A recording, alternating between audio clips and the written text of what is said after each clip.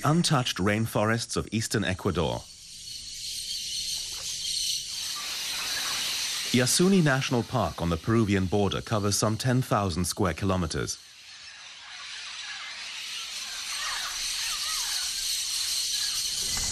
It's home to 600 species of birds and 4,000 species of plants.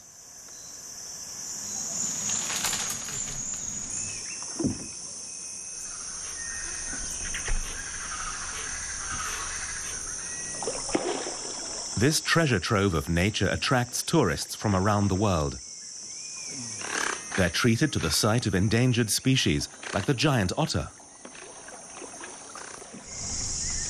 The natural park is one of the most biologically diverse regions of the world. Any 1 hectare is home to more species than live on the continent of North America. In 1989, UNESCO designated the area a Biosphere Reserve. But there's a problem. The park sits above large reserves of oil. There's an estimated 850 million barrels in the ground. That would mean about $6 billion of revenue for the government, a lot of money for a developing nation. But tapping that oil would endanger nature, and the indigenous population could lose their land.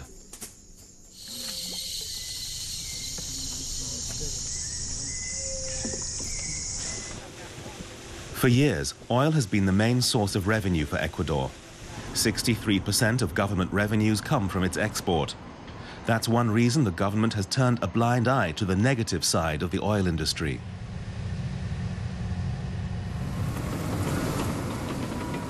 The ecological effects are plain to see.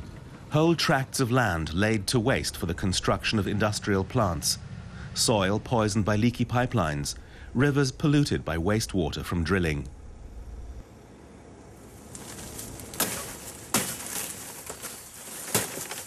The Quechua Indians are involved in a struggle against the pollution of the forest. Until 30 years ago, they led an isolated existence.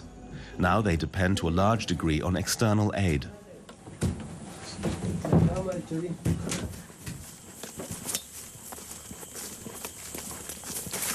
There's little economic incentive here to seek alternatives to the unsustainable exploitation of nature. But green tourism could be an answer. A tourist center was built with the help of a non-governmental organization. Construction work took 5 years.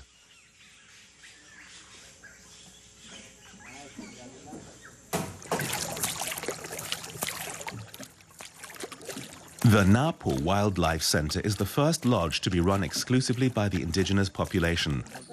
But they did hire an advisor to ensure the project stays true to its sustainable target. Fausto Cornejo makes sure the environmental technology used is up to date. We do not discharge anything to the soil or to the lake. All the water that comes from the toilet or from the kitchen goes to septic tanks. And these septic tanks will distribute the gray water and black water to a system of wetlands. Every 2 months we test the water that comes out and give us around 95% free of bacteria. And that means that it's purer than the lake. There are also plans for a solar electricity plant to cover all electricity needs. The Quechua Indians are happy with what they've achieved so far. The benefits of the project are not only economic.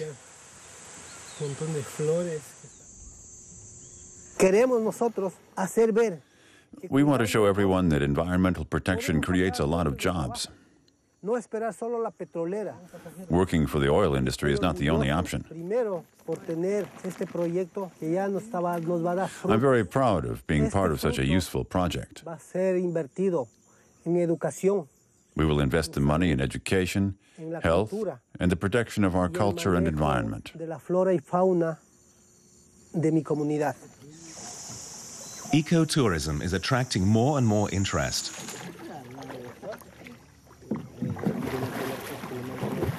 And the people of the rainforest hope they found a lasting alternative to the oil industry.